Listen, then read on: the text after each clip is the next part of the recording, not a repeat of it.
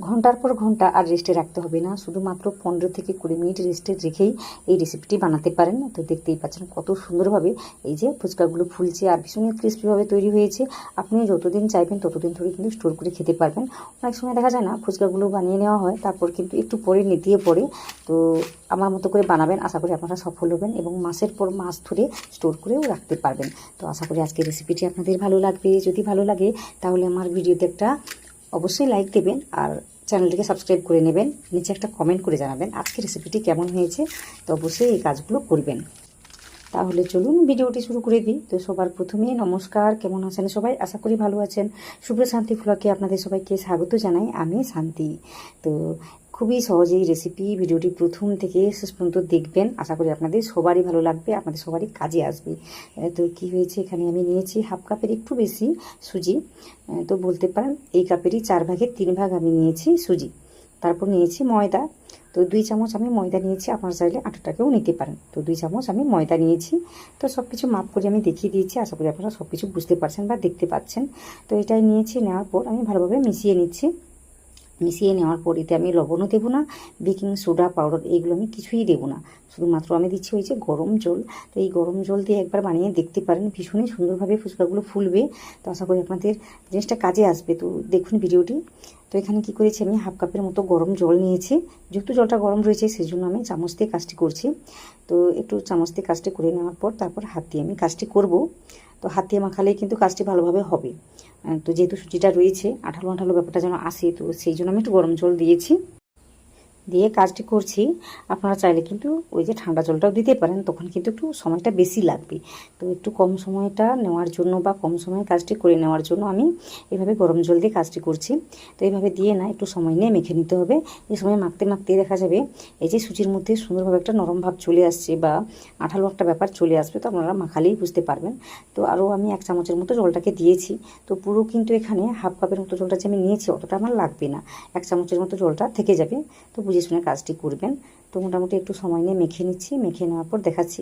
দেখুন আজকে আমি 2 জনের জন্য কথাটা ভেবেই আমি আজকে ফুচকাগুলো বানাচ্ছি। তো যে কারণে আমি অল্প করে নিয়েছি, আপনারা চাইলে 1 কাপের মতো নিতে পারেন, ওই সুজির কথাই বলছি আমি। তো নেওয়ার পর আমি একটু মেখে নিয়েছি, মেখে নেওয়ার পর আমি রেস্টে রেখে দিচ্ছি ওই 20 মিনিট। এর বেশি কিন্তু সময়টা লাগবে না। তো 20 মিনিট পরেই আপনাদের আমি দেখাচ্ছি। দেখুন একটু সফট হয়ে গিয়েছে, সেট হয়ে গিয়েছে। তো এইভাবে কাজটি হবে। তাও আমি কি করেছি, একটু সময় নিয়ে এটাকে মেখে নিচ্ছি। যতই মাখাবেন ততই কিন্তু ফুচকাগুলো ফুলবে ভালোভাবে। তো কতটা কী বলবো আঠালো ব্যাপার এসেছে আমি সব কিছুই দেখিয়ে দেবো, তাতে করেই আপনারা বুঝতে পারবেন। তো দেখুন খুব কিন্তু সফট হয়নি, মোটামুটি কী বলবো মাঝারি ধরনের যে একটা ডো হয় না, বা একটু শক্ত বলতেই পারেন। তো এইভাবে কাজটি হয়েছে। তো দেখুন কতটা আঠালো ব্যাপার চলে এসছে।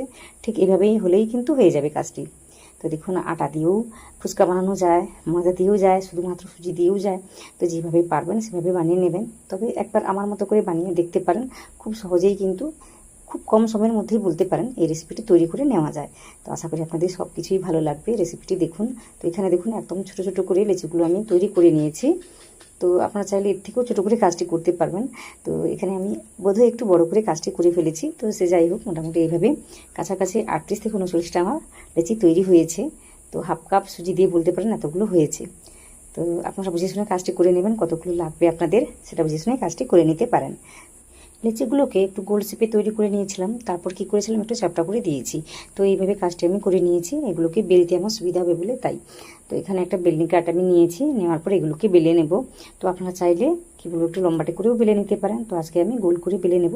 তো এইভাবে কী বলবো খুব চাপ দিয়ে কিন্তু বেলা যাবে না, না হলে পরে কি হবে ওই যে আটকে যায়। তো মোটামুটি একটু সাবধানে হালকা হাতে বেলে নিতে হবে, এতে করে কিন্তু সহজেই বেলে নেওয়া যায় কোনো রকম তেল বা ময়দা ছাড়াই। তো দেখতেই পাচ্ছেন শুধুমাত্র আমি এইগুলোকে বেলে নিচ্ছি, কোনো রকম ময়দা বা তেল দিচ্ছি না। অনেকে কিন্তু তেল বা ময়দা ইউজ করে, তো এখানে আমি কিছুই দিচ্ছি না। তো বেলে নেওয়ার পর দেখাচ্ছি কতটা থিকনেস রয়েছে। একটু পাতলা করে কিন্তু বেলে নিতে হবে। আর দেখুন এখানে কিন্তু আমি হালকা হাতে বেলে নিচ্ছি। চাপ দিয়ে বেললে কী হবে, নিচে কিন্তু আটকে যায়, আমি বারবার একই কথাই বলছি। আর যদি আটকে যায় তখন কিন্তু একটু শুকনো ময়দা ছড়িয়ে দিয়েও কাজটি করতে পারেন। তো এইভাবে আমি বেলে নিয়েছি কোনো রকম তেল বা ময়দা ছাড়াই। তারপর আমি কি করেছি, কোথায় রেখেছি সেটাই দেখিয়ে দিচ্ছি। তো একটা রুমালের উপর বা যে কোনো কাপড়ের উপর রেখে দিলে কিন্তু সহজে তোলা যায়। তো এইভাবে মোটামুটি বেলে নিয়ে আমি একটার পর একটা এইভাবে সাজিয়ে রেখে দিচ্ছি। আর একটা কথা মাথায় রাখবেন, যেটা আমি প্রথম বেলেছি সেটাই কিন্তু আমি প্রথমে ভাজবো, আর যেটা আমি সব শেষে বেলেছি সেটা আমি সবার শেষেই ভাজবো মোটামুটি। তো এইভাবে কাজটি করলে কিন্তু প্রতিটা ফুচকাই কিন্তু বলের মতো ফুলে উঠবে।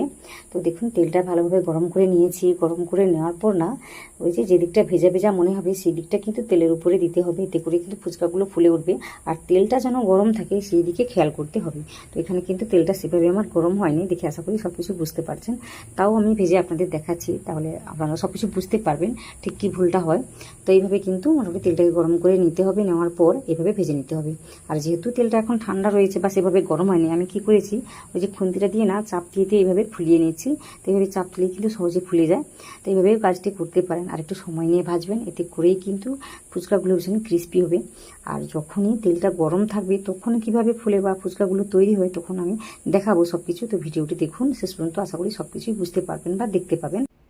ফুচকাগুলো ফুলে যাওয়ার পর কিন্তু আরও একটু সময় নিয়ে গ্যাসের ফ্লেমটাকে মিডিয়াম বা লো রেখে ভেজে নিলেই কিন্তু একদম লাল করে ভেজে নিতে হবে। তাতে করে কিন্তু অনেক দিন ধরে স্টোর করে রেখে দিতে পারবেন, যে কোনো পেপারের মধ্যে মুখটাকে বন্ধ করে রেখে দেবেন, বেশি সময় ধরে স্টোর করে খেতে পারবেন। এখন কিন্তু তেলটা বেশ গরম আছে, এখন আমি কি করেছি একটার পর একটা এইভাবে দিয়ে ভেজে নিচ্ছি। তো এইগুলোকে দেওয়ার সাথে সাথেই কিন্তু আমি উল্টে দিয়েছি, উল্টে দেওয়ার কারণেই কিন্তু সহজেই ফুলে গিয়েছে, আশা করি দেখতে পাচ্ছেন। তো এইভাবে দিয়ে আমি আবার উল্টে দিচ্ছি।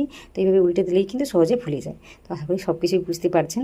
তো এইগুলোকেই দেওয়ার পর আমি কি করেছি গ্যাসের ফ্লেমটাকে লো বা মিডিয়াম রেখেই ভেজে নেব, এতে করে একটু সময় নিয়ে ভাজলে ওই যে বারবার বলছি তাহলেই ক্রিস্পি থাকবে আর অনেক দিন ধরে আপনারা স্টোর করেও খেতে পারবেন।